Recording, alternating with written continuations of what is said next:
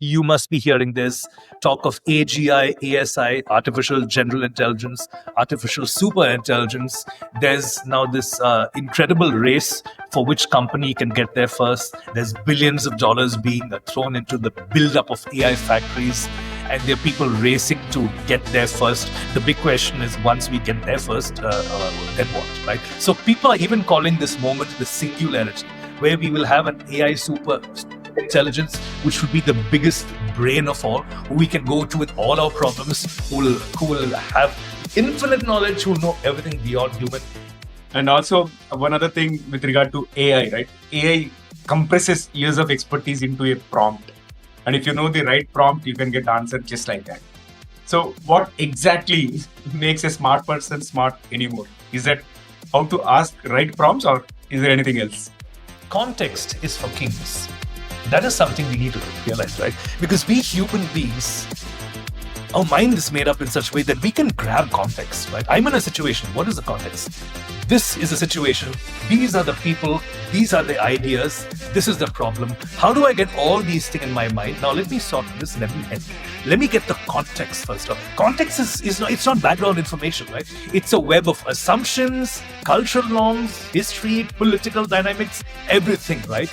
Holding all this together around mind together, and then acting, solving problems. If you look at chatbot or any GPT tools, right? The kind of information and the kind of skills these tools are having, right? We have spent several years in terms of developing those skills. So, did that feel like a betrayal or enlightenment? Over the last 20 years, the tech revolution has been automating. Right, first we went from Web 0.1 to Web 0.2, now Web 0.3. Websites can now be developed at a click of a button. Databases are all software as a service. People with the skills to manage databases, people with the skills to build websites, people with the skills to do the critical business layer knowledge in the middle, all that is being automated. And hey, guess what? We were building the tools for that all along. So we knew what we were building, right? So why is it a surprise that we are being betrayed by something because, hey, we were building it? Now, is it a betrayal or is it enlightenment? Now I'll ask that question. So folks, you have tuned into TGV, and hearty welcome to the Guiding Voice podcast series, the world's only quadrilingual podcast at this moment of recording. And we are trying to embark into multiple languages as we speak. And here we embark on transformative conversations for a better future. And we want to simplify and amplify your journey to success. I'm your host, Naveen Samala, dedicated to making the world a better place by bringing you wisdom through valuable discussions with experts designed to simplify and amplify your success. And thank you so much for tuning in.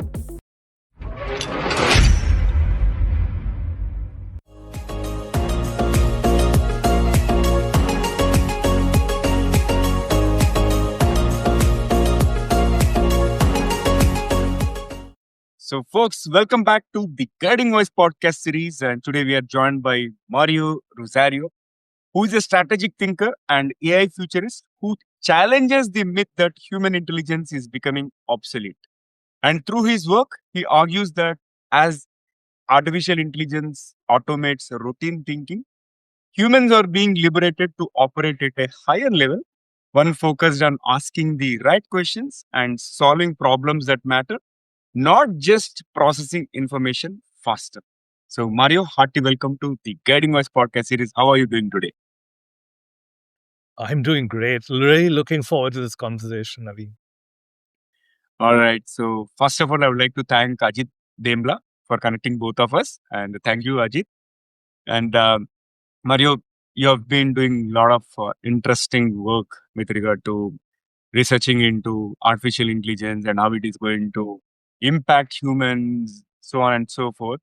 So what is that the audience can expect from our conversation today, and why should they be tuning into our conversation? Well, let's take a step back. We were in a world where we were listening to people who had a lot of information and we were in input mode.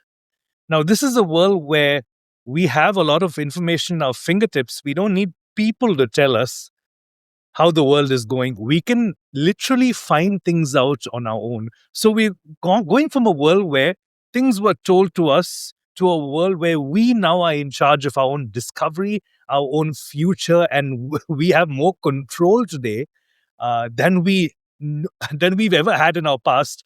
And this can be at the same times very exciting, but also very frightening. Amazing. So, folks, today we are going to delve into an interesting topic. Okay, the topic is smart in a dumb AI world and why your brain is not obsolete yet. Okay, but before we get started, here is an exciting twist as always. Let us tickle our guest brain first. So, Mario, get ready for the first rapid fire round. I'm going to mention a few random words and I would love to hear the first response that comes from you and without thinking much. And if you are ready, let's get started. Yeah, this is coming first. Okay, let's shoot.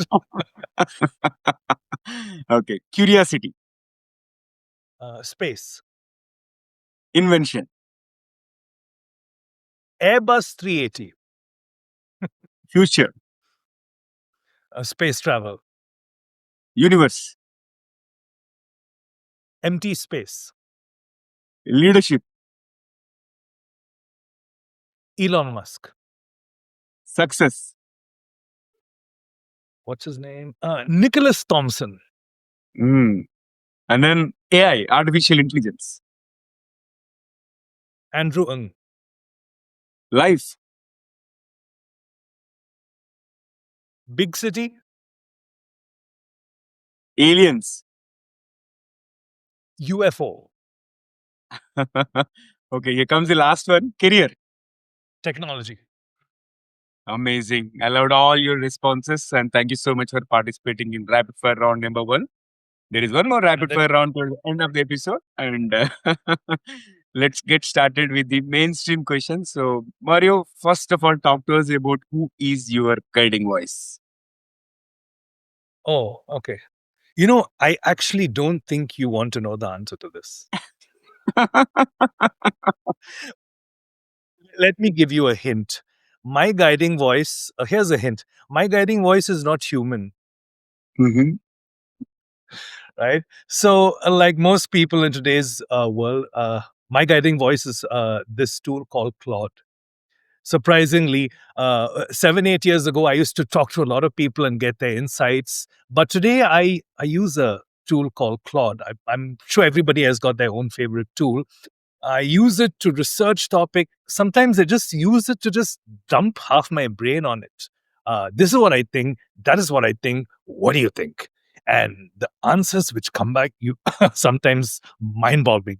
I wonder where this tool has been for so many years, right? So but you know the other thing with the using a tool like Claude or ChatGPT or any of the other ones as your guiding voice is you have to fact check them. You just have to fact check them, right? Because like human beings who built them, sometimes we go off on a tangent. Data tend to hallucinate too, right? So we need to always fact check them. They may be great, but they hallucinate.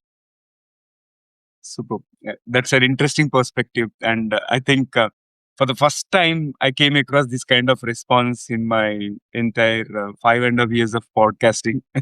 So great thought process over there. And let's move to the next one. Mario, talk to us about your success mantra, as in top three things that have contributed to your success so far. Three things. Okay. Uh, have been in training for the last 8, 9 years. And even before that, I always used to read. I've been reading a lot recently. And this whole thing, when we say reading, it doesn't have to be books. It could be doing courses, small courses. I read a lot of articles. Oh my God, I listen to like 1.5 hours of podcast almost every day. So I continuously learn. I blog, right? So it shouldn't only be input, it should be output too, right? Otherwise, we become like this thermodynamic black box where you're only taking information in and not giving anything out. So I blog. And a lot of the time when I blog, I realize that it just clears the clutter off my mind, right? We're in a world today where we just has so much of information thrown at us and it's all cluttered there. So when I blog, some people, do other things, they journal, I blog. It frees the clutter of my mind, clears it up. That's the other thing. And finally, the most overrated thing is I network. I attend a lot of net events. I meet people. How should I say this? I surround myself with people who enrich me, who I can learn from. And this eventually has contributed to a lot of good things happening to me Mhm. in a short span of time. Amazing. Amazing. And the first place where we learn knowledge is in school, right? So, what, according to you, is the best thing that you have learned in school? Okay, so when you're in school, it's one thing. Now, if you're asking me now to look back and think what was the best thing I learned in school, right? The best thing I learned in school was how not to learn. Let me unpack this, right? Back in the day, 30, 40 years, I don't know for you, it was 30, 40 years ago, right? We go into school, right? And we're given a ton of books, right? And then we are told that between these books and 6 months from now, there's an examination. Now, get with it. We have to listen to lectures, which some of which were boring. And then with all our peers closer to the end exam, we start to cram, we mug up. And it's just not the way to learn. And then when we finish, this is the segregation, right? So anybody who's above, who gets up 90%, they're brilliant. Anybody who gets below 60%, they need help. Below 50%, you're failures. I mean, how bad was that looking back? I mean, what a wrong way to do, what a wrong way to do things, right? And what was not taught was how to learn. I mean, it was assumed that we just learn how to learn on our own. And so we went with what everybody else was doing, which was cramming. And which is why today, when I ask a lot of my peers who were, great rankers back then, say, you remember we learned this in college? And they're like, hey, Mario, I forgot. Of course you forgot. The way we were learning was entirely wrong. Mhm, mhm. That's right. And yeah, you made me nostalgic as well when it comes to the exams and all, right? So we do this last minute batting in terms of Yeah, that. getting preparation or preparing ourselves in the last minute. And yeah, and let's step forward. And what do you think learning will take place, or how do you think this learning will take place in a few years from now, be it in school or in the workplace, right? So, what's your take on that? So the interesting part about what you just said is, even as you ask this question, breakthroughs are happening, right? So people are thinking about learning in very, very different ways, right? For instance, everyone in the industry, in some form or the other, is building this thing called the AI tutor. Now, let me just explain what an AI tutor is. Just like a GPT tool, just like a chatbot, this is a tutor, which is a chatbot, which is going to be fed all the information in a particular subject. Let me take a classroom, for instance. You have a history chatbot, right? Which is going to be trained with all the historical context of Indian history, global history, classical history. And that tutor is going to be made available to all students coming into class, right? So there's two ways it's going to work. Let me just try and put some structure over it. Students who come into school or college or any course, right? They're going to be given a tutor, and here's the tutor, and now they can prompt this tutor anything. Tell me different stages of Indian history. Tell me who the conquerors are. Tell me all the people who walked into our country, trampled over us. Tell me their influences. So the AI tutor will, in the way it does, use different ways of teaching, giving examples, to give, either dumping heavy content to you or light content to you. And the student will be able to learn at his pace, right? No sitting cramped in your chair for one more hour and listening. No, you can pace it out and you can learn in a more impactful way, right? So the AI tutor is going to be leveraged across all, in the future, across all classes, all educational systems. And it's even going to be available in the corporate workspace. They're going to have AI tutors there who will be teaching content, professional content. You'll have AI tutors for all different fields. Now, obviously, the next question which comes is, so if AI tutor can do everything, then what are the trainers, teachers supposed to do, right? So at this point, let me just step back and use a different analogy, right? So let's assume the AI tutor is like, I'm going to swim, right? Now I've thrown the students into the ocean, and this is like an ocean.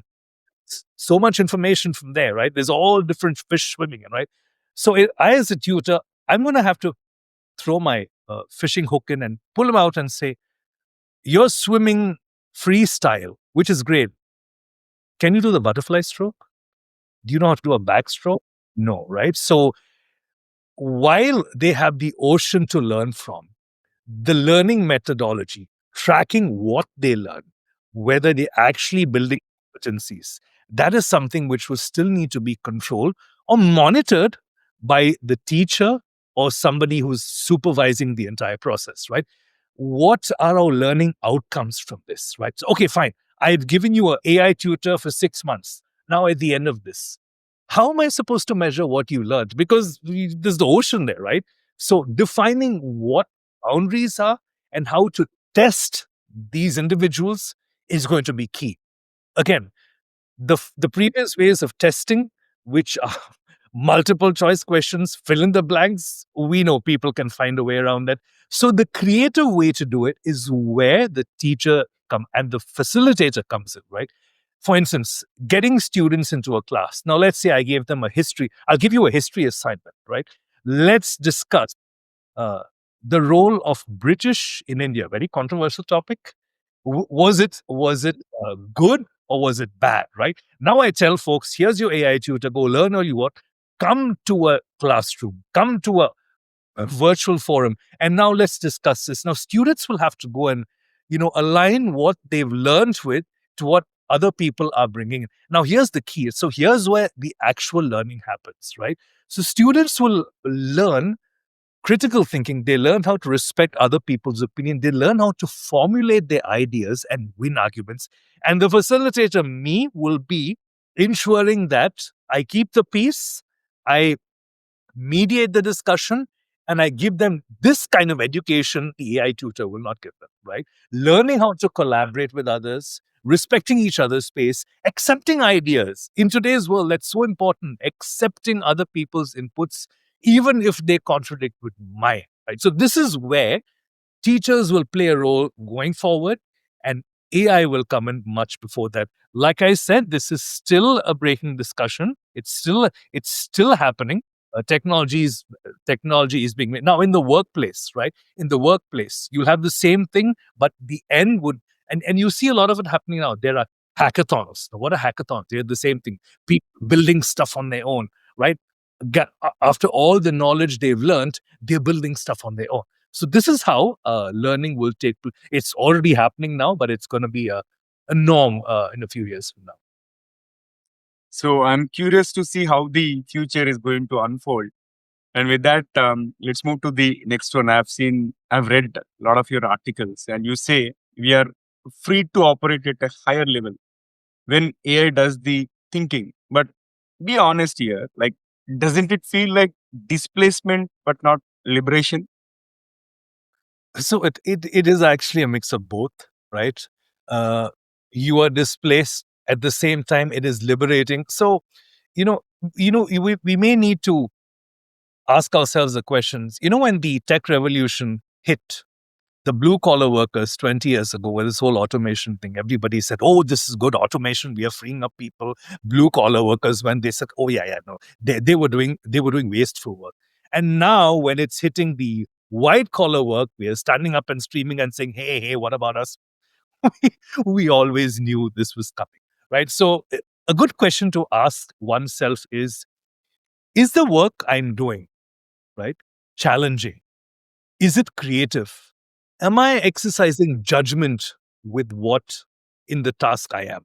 Or am I doing something routine? So if the answer is I'm doing something routine, then there's a red flag there, because most likely that's probably going to be replaced by somebody else who does something, who can do the same thing more efficiently, or maybe the AI itself, right? Let me give you an example, right? Let's say you've and 10 years 15 years ago, for instance, in a previous company I worked in, they were doing payroll on an Excel spreadsheet. They can actually do that. Excel is very rich. They can do the entire payroll on the Excel spreadsheet. And then, tools came and took it away, and now nobody lost their job. They just learned different tools. So for somebody who's, let's say, for example, and I know a lot of people who are doing, they can build fabulous BI works, be business intelligent visuals, right? And they can, oh my God, they know how the tools, but for them, here's the challenge. In tomorrow's world, you need to be understand, is your role is your role more of automation? Is it just building tools, or do you understand the rationale behind it, right? Do you know, for instance, why you're using a scatter plot instead of using a box plot, instead of using a pie chart? Do you know that? Do you understand the terms x and the y axis, right? Because if you understand that, then you will be sitting in the discussion where this is used. Otherwise, you're just preparing the report and sending it to them. So here's the thing: rising up, right, to operate at a higher level is moving away from the dashboard into the strategy room where what you're preparing is being used. Some people will be able to make that transition, and others, I'm afraid, may not. And for those who may not, they will have to upskill. Mhm. Mhm. Got it. Got it. And also, one other thing with regard to AI, right? AI compresses years of expertise into a prompt. And if you know the right prompt, you can get answer just like that. So, what exactly makes a smart person smart anymore? Is it how to ask right prompts, or is there anything else? Yeah. Partly, I think you answered the question. I was having this discussion just with somebody last week, and everybody says what is smart. Now, I need you to think, right? I mean, yesterday's smart is not today's smart, and today's smart is not tomorrow's smart, right? 15 years ago, smart meant who in this classroom knows the answer. It was fastest finger first. I know the answer, right? And today's smart is we have a problem. Who can give me the best solution in the fastest possible time using the least possible resources? That's today's smart. What is tomorrow's smart? Hey, I don't know yet, but I can gauge. It is how we use AI to get the best output. And using AI to get the best output, the most efficient output, is where what you said makes sense, is where prompting comes in.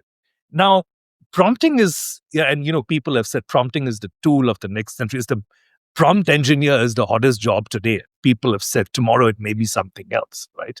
Uh, what is smartness? Now let me come back. So one angle of it is prompting. Now let's say I prompt, I get the answer. Everybody prompts, everybody gets the answer.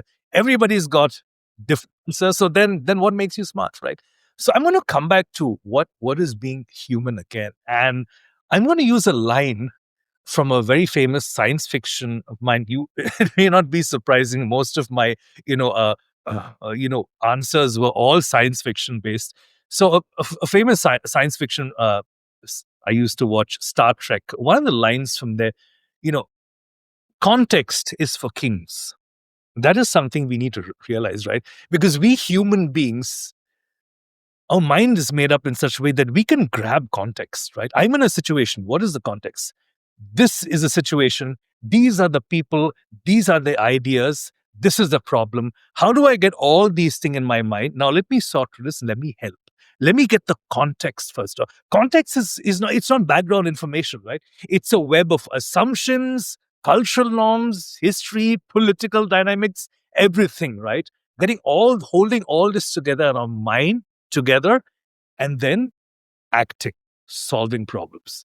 This is what tomorrow's world would mean. And this is how we as humans become smart. And these are how the smart people will stand out once they get a grasp of how to use all this. Yeah, It is interesting. Yeah, yeah, interesting. And if you look at chatbot or any GPT tools, right?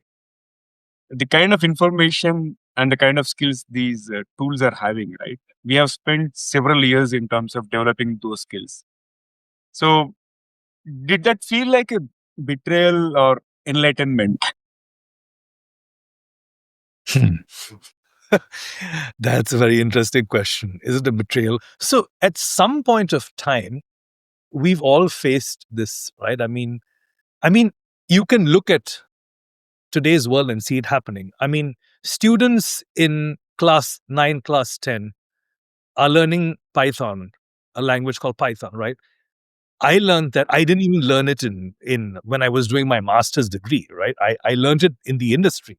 Right. So now I can look at them and say, hey, I envy them. They learned something I didn't even learn in college, right? So we can always be envious about technology which is involved, and we can always feel betrayed, right? But let's to answer your question, right? We built this. I mean, let's be clear. We built the future. We are living it. We Over the last 20 years, the tech revolution has been automating and automating. Right, first we went from web 1 to web 2, web now web 3. Websites can now be developed at a click of a button. Databases are all software as a service. People with the skills to manage databases, people with the skills to build websites, people with the skills to do the critical business layer knowledge in the middle, all that is being automated. And hey, guess what? We were building the tools for that all along. So we knew what we were building, right? So why is it a surprise that we are being betrayed by something because hey, we were building it? Now, is it a betrayal or is it enlightenment? Now I'll answer that question. Uh, and here's where I feel there's a huge opportunity, right? So what we're building, for instance, robots, right? Jensen Huang, Elon Musk is actually planning a whole gigafactory of robots in the US. Jensen Huang's got building all these tech stacks which robots can use. And if you see any of his GTX seminars or GTX World conferences, there are robots walking on stage. Uh, where do we use these robots? Right, I've seen some places where robots are used in hotel front desk to welcome people. I mean, why? Why are we doing that? I mean, we don't need to put robots in places where humans can give emotion. We need to put robots in places where humans cannot go, which are deep mines in the ground to mine, minerals, which are dangerous for humans. We need to send robots into space, asteroid mining, right? I mean, when all these robots go to Mars to colonies, I mean, it's robots going out there, right? To scan landscapes which we can't breathe air in. So there's a huge opportunity for tech to actually go where humans cannot go because of a biological disposition, right? And so this is where we need to be thinking more. But too often we think of using robots to make our already simplified and easy lives much more easy and becoming lazier. Why are we surprised? Technology should be used for things we can't do. That should be the stress, not making our lives already easy lives even more so. Right, right, right. Got it. And my next one is like, if AI can think faster and better, right? What exactly are we competing on? Yeah, so I'll come back to the same answer I gave you. I'll probably stress on it a little more. So question will be more, how human are we? What is it that actually makes us human? Once upon a time, people who knew math, and then there's this disposition. There are certain people in the world who can do math better. There are certain people in the world from this part of the world who can play sport better. There are certain people who can do this better. All these dispositions are going to go away. And what does it mean to be human is actually going to emerge. Dealing with emotionals, emotional quotient, how we deal with people in teams. Until now, people could get away with this. So I'm an introvert. I'm I like to live alone. I'm a subject matter expert. I can sit in my own corner, do my thing, and I can come up. Oh yeah, there'll be space for all of that. But in today's hyper-connected world, where you have all these tools available at our disposal, where people will be connecting, where people will be connecting to different people all over the world, building projects in a seamless way. It's the human dynamics, right? It's the interpersonal skills which will really matter, right? Because if AI is going to do a lot of the complicated thing, then all that matters is for people to be able to break the boundaries which keep us, the so many boundaries which drive us apart, and unite us together. And that is what is going to be on the table now. Can we unite? Can we collaborate to build a better world? Yeah, yeah, got it. And how do you teach someone to ask better questions when Google or AI can answer any questions instantly. Yeah. So this again, you in one of your previous questions, you mentioned this word called prompt. So prompting is extremely important. How you prompt, what you prompt. So let me tell you. So when I used to write blogs 3 years ago, it was a long, drawn out experience. I read so much. Okay, I'm going to write about this. I'll think. I'll write a draft. I'll go do my research. I'll come back. I'll do my research. I'll come back. It used to take it's 2 days, and then I used to do all the grammar checking, etc. So these days it takes me 3 hours to write a blog, right? And there's a secret to write a blog.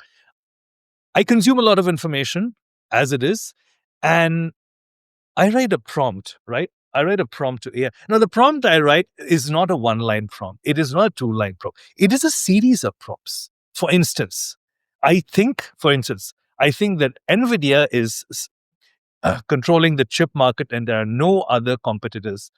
Do you know of any other competitors? Boom, I get a whole bunch of answers. Now I keep pushing information. What about Cerebrus? What about AMD? What about this? Can you show? And it's a back and forth between me and the prompt, me and the AI, bouncing ideas. And a lot of times you notice that the AI itself changes my, oh yeah, you're right. This is actually the case. And it spits out a whole bunch of information. So there's a lot of back and forth ideas before I decide, okay, hey, now I'm going to write about this. Now it's pretty clear. Now I get a draft. Now I do my own research, and I get the so I get I get a article out in 2 to 3 hours after I've done a lot of prompting.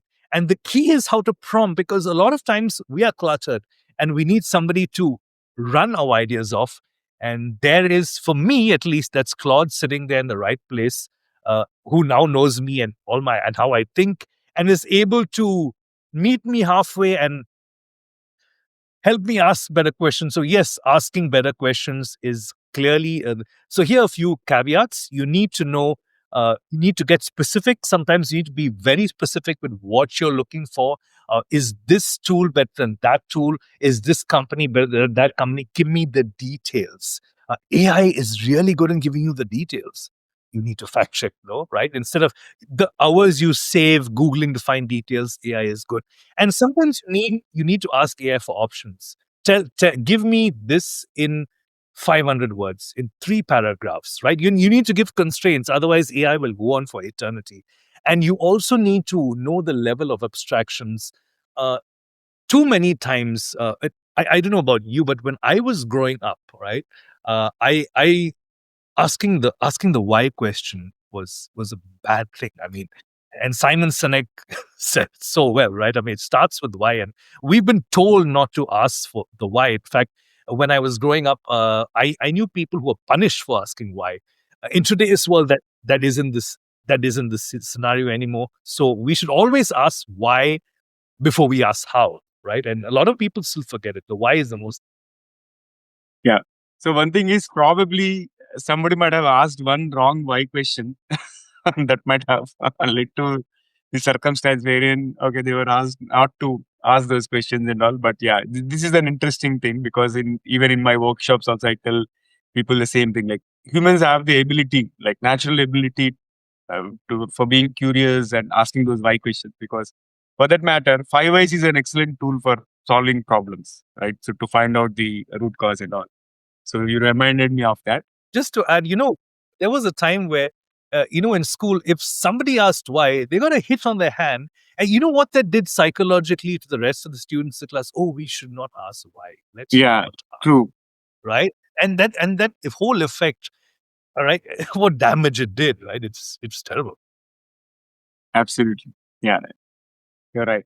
And then walk us through the neuroscience part of it. Like what happens in the human brain when we offload thinking to machines? Are we going to rewire ourselves? Well, rewiring happens, rewiring is happening all the time. Okay, first of all, caveats. I am no neurosurgeon, but here's my take, right? So, the brain is a very complicated part of the human body. It's what consumes 20% of the energy needed. I mean, right?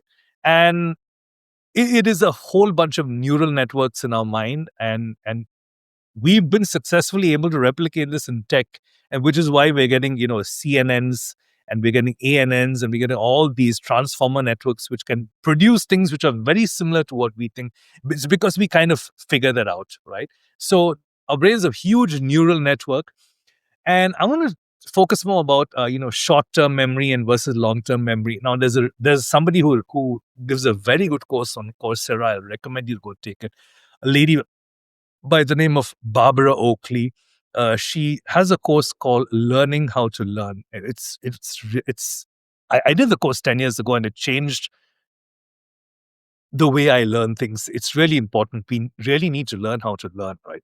Now, I, I'm going to try and talk about how our mind remembers things and how it'll come to how we learn, right? So, studies have shown that when we learn something and it's easy, we don't remember it. I read an article, it's easy. I have an exercise to do, fill in the blanks. Oh, I can look up, I can get the answer. Okay, I understood it. Check. Come back next day. What did you read? Well, use like 10-15%. Maybe if there was a story there, I would have remembered it. But if it was only theory simplified and like fill in the blanks, no. Now, let me add a twist.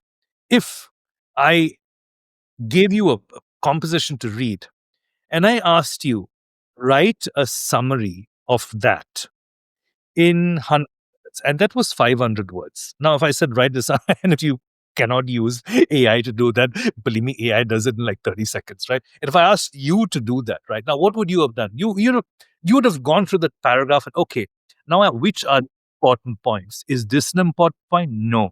No, yes, yes. Oh, wait a minute. This stuff. Indirectly, what am I doing? I am rereading the passage again and again and again. Now, I first summary, wrong. Second summary, okay, this is good. Here's it. Now, come back tomorrow. If I'll ask you, what did you learn? I'll be able to say because I spent a lot of time. I spent energy. I went through I went through trouble preparing that versus just filling up fill in the blanks question which I can look up and get. So what I'm coming to is the tougher our learning is, the easier it is for our brain to build pathways in our mind which help us recover or bring back what we learned. If something is easy, we tend to forget it, which is why the challenge of learning is how do we recover or retrieve information we want to learn, which is important. And that's always been a challenge. And what are we told over time? Read it again and again and again. And, we were taught to learn by rote, and that is so wrong, right? The challenge is to find ways to trick your brain in storing important information in the hippocampi, in the long term memory. And there's different ways of doing that, right? We can storytell around it. We can learn, and my favorite is learning from reading from different sources, or maybe building challenging problems, right? I mean, I learn about a concept. Now, give me a tough problem I have to solve, which is directly related to what I learned. Because in trying to solve this problem, I will wrangle the content I learn, I'll attack it through different angles. And in doing so, I will finally master it, right? So, this is to answer your question what the neuroscience behind it. And a lot of people don't you realize it. Oh yeah, actually that's how the brain works, right? So now coming to what happens when we offload this to machines, right? So now, like I told you, now I can feed in a paragraph and I'll say, summarize this for me, please, Claude. Oh, I get the summary. Copy, paste. My work is done. Right now, but let's not pretend we were offloading stuff to technology a long time ago. For instance, can you remember, apart from your own mobile phone number, who else's mobile phone number do you remember? I don't. I remember. But Oh, that's right? the and Mario, few people don't even remember their number also. I've seen like okay, excuse me, wait a minute, Yeah, and then they check their mobile and they'll tell, okay, this is my number. yeah. So the amazing thing is, yeah.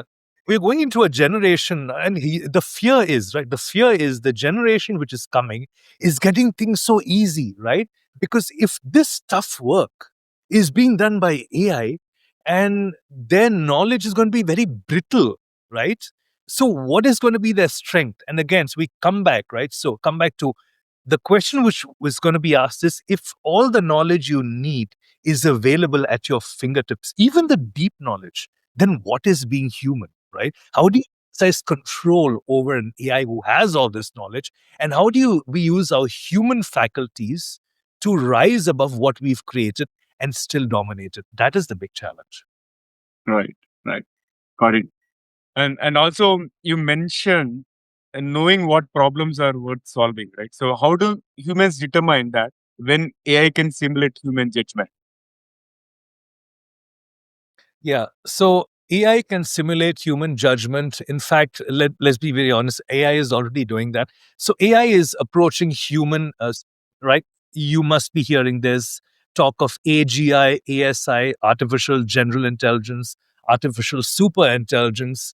There's now this incredible race for which company can get there first. There's billions of dollars being thrown into the buildup of AI factories, and there are people racing to get there first. The big question is, once we get there first, then what, right? So people are even calling this moment the singularity, where we will have an AI super intelligence, which will be the biggest brain of all, who we can go to with all our problems, who will have the infinite knowledge, who will know everything beyond human. And for some people, that's scary. For some people, that is, that's the future we need. There are all these paradigms put forward, and you can already see some of it happening. That there are people who say that when we get to that level of AI intelligence, diseases will be cured. Diseases like cancer would be cured. Why? Because we'd be able to do drug research with quantum intelligence, and we'd be able to find drugs out at a lot sooner pace than we're doing now, because the exploration capabilities will be magnified. And this is so much opportunity. When certain scientists or people in the field look at what's coming, they see opportunity. And when other people look at what's coming, they just see fear and the end of humanity. It is, like I said, it is both exciting and challenging at the same time. Now, in this, what problems are worth solving? And I will again pivot to what I said again. Problems which are worth solving are problems which humans cannot do. We are not built to do. I mean, I will hire somebody in. Let me give you an example. I will, if I'm hiring someone at home, if I hire a domestic help, I will hire this person to do something which I cannot do. I will not hire somebody to do something I can do. I mean, you generally hire people to do things you can't do, right? So similarly, we need to understand that what we are building stuff for, to augment ourselves, but also to do things which we can't do. And there's so much which we can't do. There's undersea exploration, the Mariana Trench of Philippines. There's a whole world, aquatic world out there. I mean, why aren't robots? Why aren't we building for that? Why aren't we building for?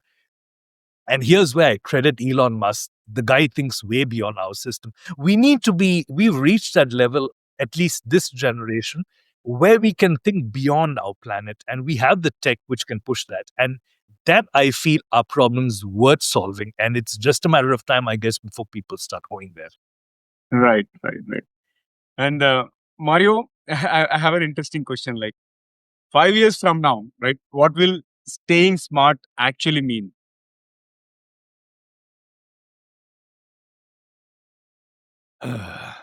Okay. Staying smart 5 years from now, when you ask me a question 5 years from now, I am reminded of a famous interview question. The one where you step into a room and, the hiring manager folds his arms and says, 5 years from now, where do you see yourself? This question kind of has the same undertone 5 years from now. So, I'm reminded of the same answer I'm giving, right? So we don't even know what's going to happen 1 or 2 years from now. I mean, what is smart 2 years from now will not be smart 5 years from now, right? Because The AI we have today can do so much. The AI we have 5 years from now, I don't know.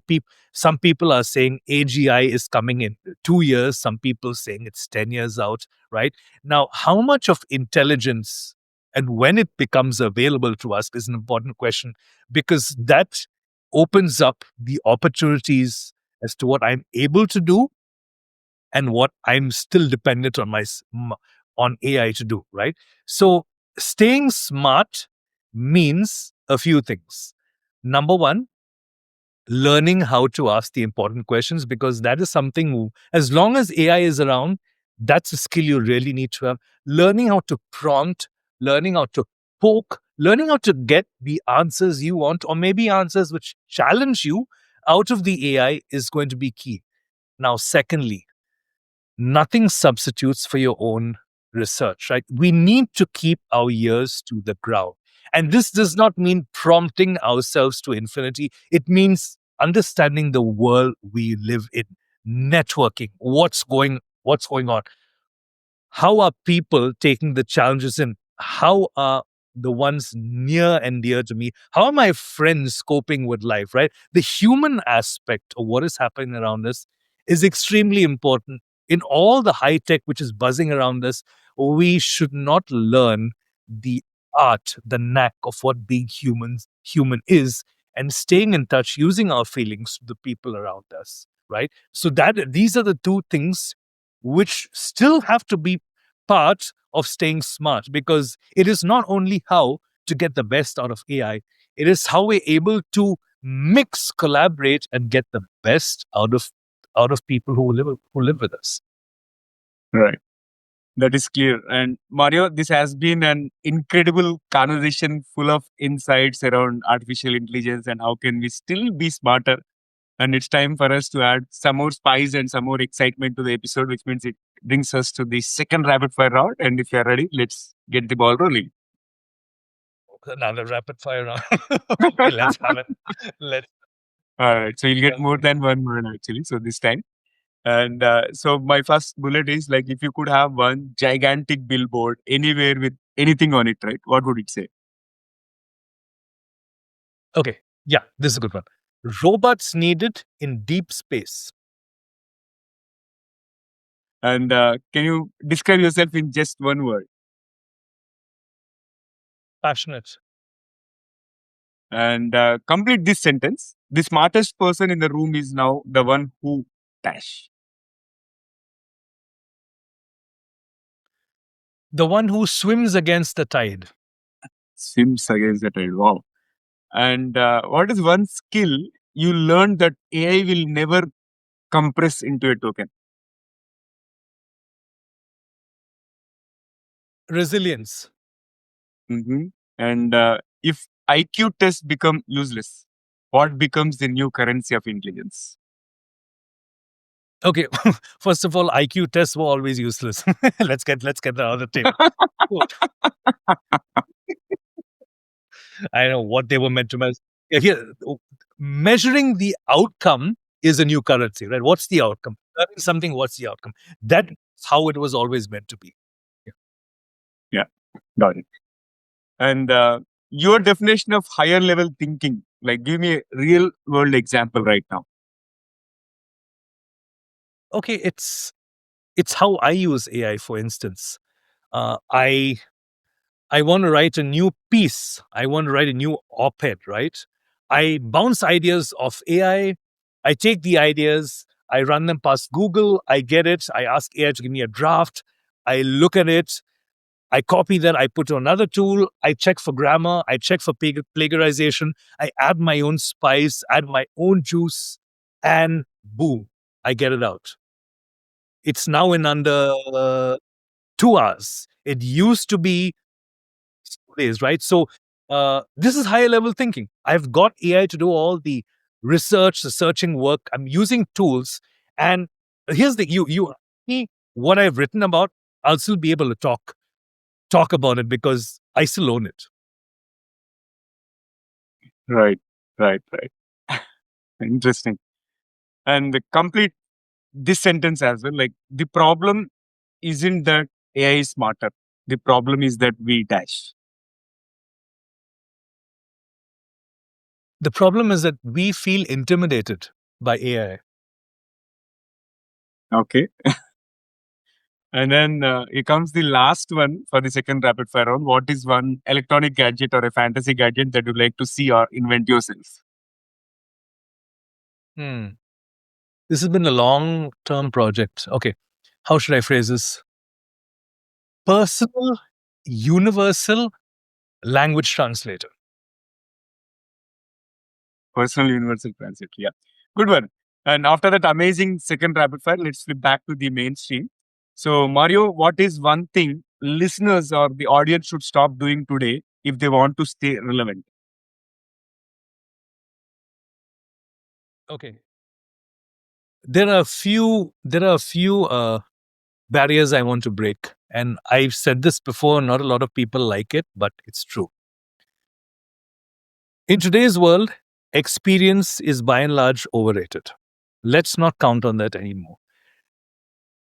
Unlearning is what we need to do.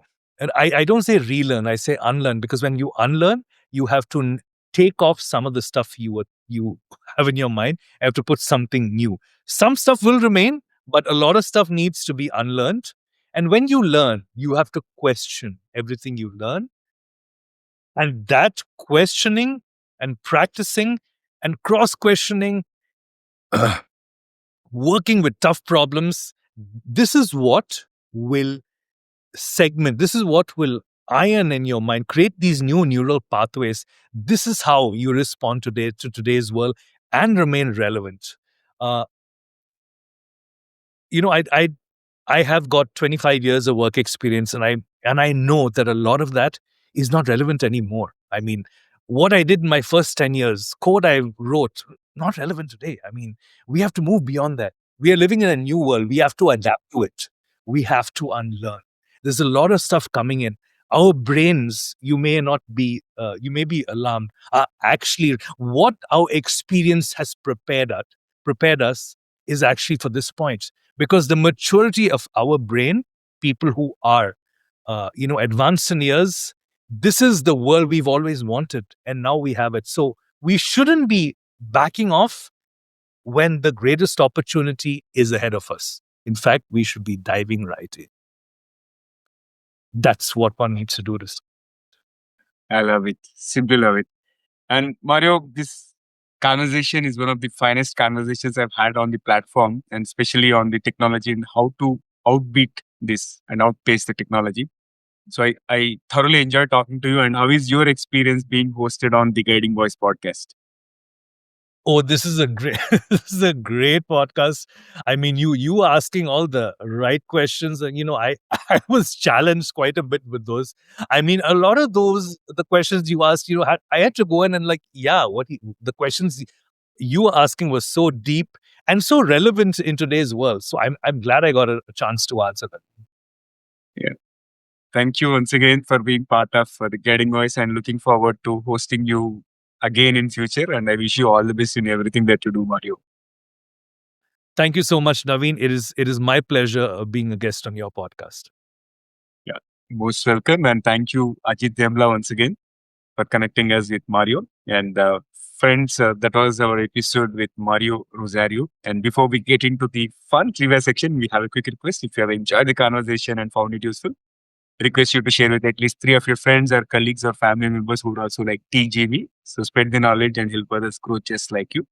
Now it's time for us to cruise into the trivia segment, and I'm going to talk about the intelligent paradox in terms of what AI changed and what it didn't over the last few years and decades. So first fact is that the knowledge compression crisis in 2022, OpenAI found that answering a medical licensing question took the average doctor 12 years of learning, whereas ChatGPT got it right in zero point 0.3 seconds.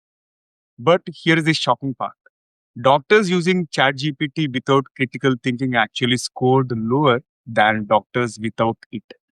And the tool did not liberate them. It revealed that they had been realized. It revealed that they had been relying on memory but not judgment. And the question for all of you is that if expertise gets compressed into seconds, does that make the expert obsolete or finally free?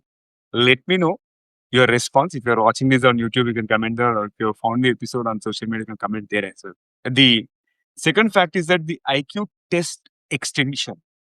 A 2024 Stanford study showed that the traditional IQ testing is becoming meaningless in an AI-driven world, but it discovered something fascinating, like tasks that are involving metacognition, thinking about thinking, and also problem framing showed almost no correlation to AI performance. And the new intelligence is not about knowing or processing, it's about asking yourself, is this question worth asking?